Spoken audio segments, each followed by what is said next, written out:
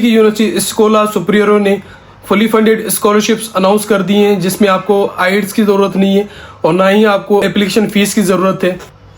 64 लाख तक आपको स्टाइपेंड दिया जाएगा और 5 लाख मंथली आपको स्टाइपेंड दिया जाएगा। हाउसिंग अलाउंस आपको दिया जाएगा जो कि 7 लाख तक बनता है। मेडिकल इंश्योरेंस आपकी फ्री होगी। रिसर्च और ट्रेवल अलाउंस आपको दिया जाएगा। Hello friends, hope you are all doing well.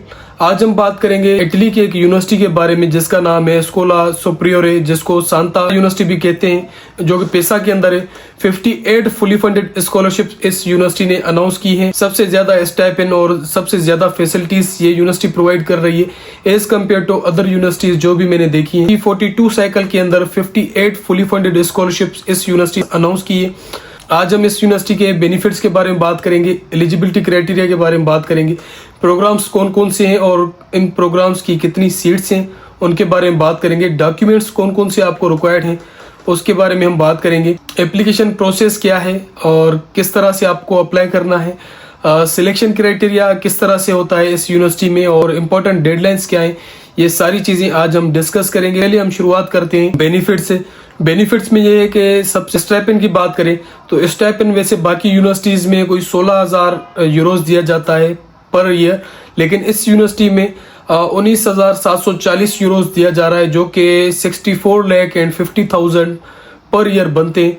और मंथली जो स्टाइपेंड है वो 1645 यूरो, बाकी यूनिवर्सिटीज़ में 1300 समथिंग यूरोज दिए जाते हैं, लेकिन इस यूनिवर्सिटी में 1645 यूरोज जो कि 5.5 लाख पर मंथ बनते हैं वो आपको दिए जाएंगे। और इतना ही नहीं, आपको हाउसिंग अलाउंस पर ईयर जो आपको दिया जाता है वो 2200 यूरोज होता है जो कि 7 लाख के करीब बनता है। फ्री मील आपको दिया जाता है, मंथ में 26 टाइम फ्री मील आपको मिलता है। रिसर्च अलाउंस आपका 10% एक्स्ट्रा दिया जाता है और ट्रेवल अलाउंस जो है 50% extra inside the Italy and outside the Italy आप उसको यूज कर सकते हैं, वो भी आपको दिया जाता है। हेल्थ इंश्योरेंस भी ये यूनिवर्सिटी आपको ऑफर कर रही है, जो कि बाकी मैंने स्कॉलरशिप्स देखी है उसमें मेंशन नहीं होता हेल्थ इंश्योरेंस, लेकिन इस यूनिवर्सिटी ने अपने 42 काल के एनेक्जर में क्लियरली मेंशन किया है कि हेल्थ इंश्योरेंस भी आपको प्रोवाइड की जाती है। चलते हैं एलिजिबिलिटी क्राइटेरिया की तरफ। तो एलिजिबिलिटी क्राइटेरिया में आपके पास बैचलर्स डिग्री होनी चाहिए, 16 ईयर्स ऑफ एजुकेशन, उसके साथ ही साथ 18 ईयर्स ऑफ एजुकेशन आपके पास मास्टर्स डिग्री होनी चाहिए, ट्रांसक्रिप्ट भी होनी चाहिए उसकी।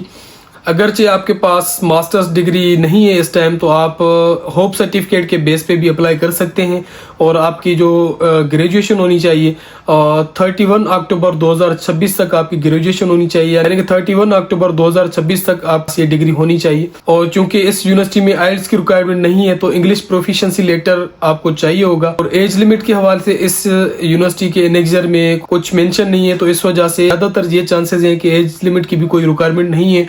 और इस स्कॉलरशिप के लिए एक एलिजिबिलिटी ये भी है कि ऑलरेडी कोई स्कॉलरशिप आपके पास नहीं होनी चाहिए, ना ही आपके पास कोई पीएचडी के लिए कोई स्कॉलरशिप रही हो। अगरचे डिग्री प्रोग्राम शुरुआत होने के बाद आपको अपनी डिग्री मिल रही है, यानी कि एडमिशन के बाद आपको डिग्री मिल रही है, तो विद इन 1 मंथ आपको एनरोलमेंट करवानी है इस यूनिवर्सिटी में। तो प्रोग्राम्स पे अगर हम चले तो काफी सारे प्रोग्राम्स हैं और काफी सारी सीट्स हैं, नंबर वाइज में मेंशन करता जाता हूँ।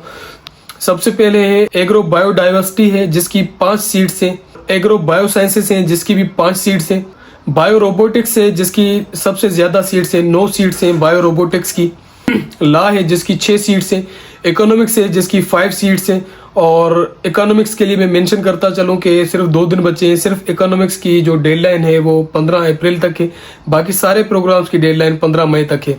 इंजीनियरिंग एंड डिजिटल टेक्नोलॉजी से जिसके भी 5 सीट्स हैं, और उसके अलावा health sciences technology and management है जिसकी भी 5 सीट्स हैं, human right and global linguistic है जिसकी 5 सीट है, management innovation sustainability and health care है जिसकी 6 सीट्स हैं, ट्रांजिशनल मेडिसिन है जिसकी 6 सीट्स हैं। ये खाली मेजर्स हैं, इसके अंदर फर्दर आपको काफी सारे मेजर्स नजर आएंगे। कि डॉक्यूमेंट्स की बात है तो डॉक्यूमेंट्स में आपको आईडी कार्ड होना चाहिए जिसको हम पासपोर्ट कह सकते हैं, डिग्री आपके पास होनी चाहिए मास्टर्स की और बैचलर्स की, और उसके साथ ही साथ उनकी ट्रांसक्रिप्ट भी होनी चाहिए, सीवी आपके पास होनी चाहिए। यूरोप पास में ज्यादातर मैं रिकमेंड करूंगा, ये बहुत अच्छे तरीके से आपको बनानी है। सीवी में आपको अपनी जॉब डिस्क्रिप्शन लिखनी है, टेक्निक्स आपको जरूर लिखनी है जो आपने वर्क के दौरान सीखी है या अप्लाई की है, या फिर कोई प्रिंसिपल है जिसके ऊपर आपने काम किया है या काम सीखा है तो वो आप जरूर मेंशन करेंगे, क्योंकि सीवी के आगे जाके मैं आपको बताने वाला हूँ सिलेक्शन क्राइटेरिया में मार्क्स होते हैं। उसके अलावा मोटिवेशनल लेटर आपको चाहिए होगा। मोटिवेशनल लेटर जो है वो 3000 से 5000 वर्ड्स तक का होना चाहिए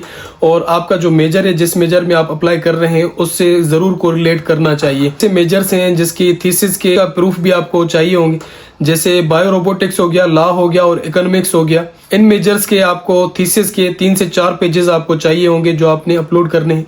और उसके साथ ही साथ आपको 3 रिकमेंडेशन लेटर्स जो आप डॉक्यूमेंट्स अपलोड करने के टाइम आपसे मांगे जाएंगे, आप वहां पे अपलोड करेंगे और वहीं पे ही आप जैसे क्लिक करेंगे तो जिसकी आप ईमेल लिखेंगे तो उनको एक लिंक जाएगी और लिंक के थ्रू वो आपकी रिकमेंडेशन सबमिट कर सकते हैं।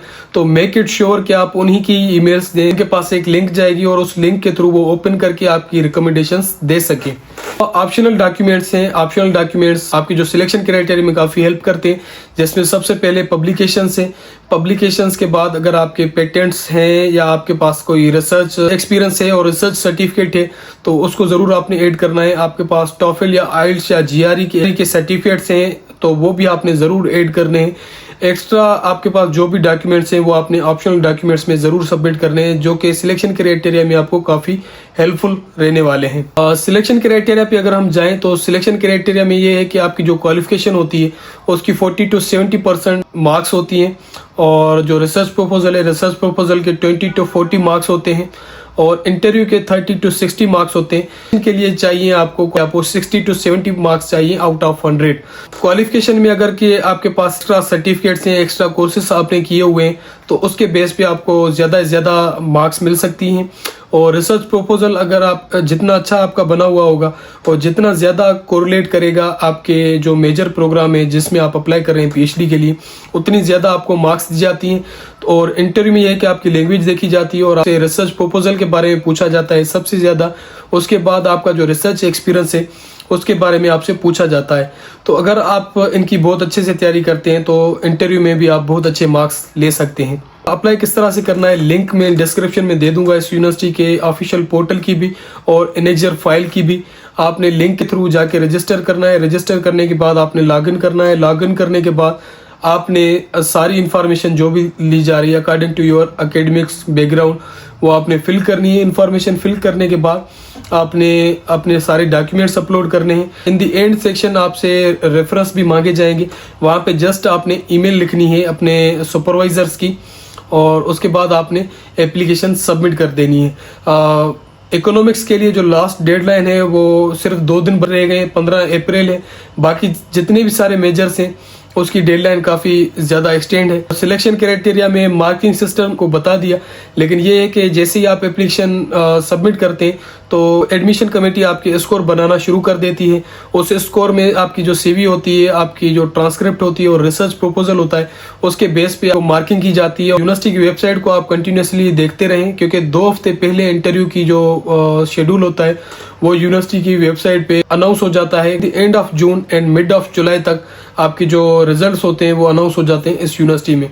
तो आई होप सो कि वीडियो काफी बेनिफिशियल रहा होगा आपके लिए, क्योंकि इस यूनिवर्सिटी में ना तो आइल्स की रिक्वायरमेंट है और ना ही एप्लीकेशन फीस की रिक्वायरमेंट है और ना ही एक्सेप्टेंस लेटर की जरूरत है। डायरेक्टली आपने अप्लाई करना है।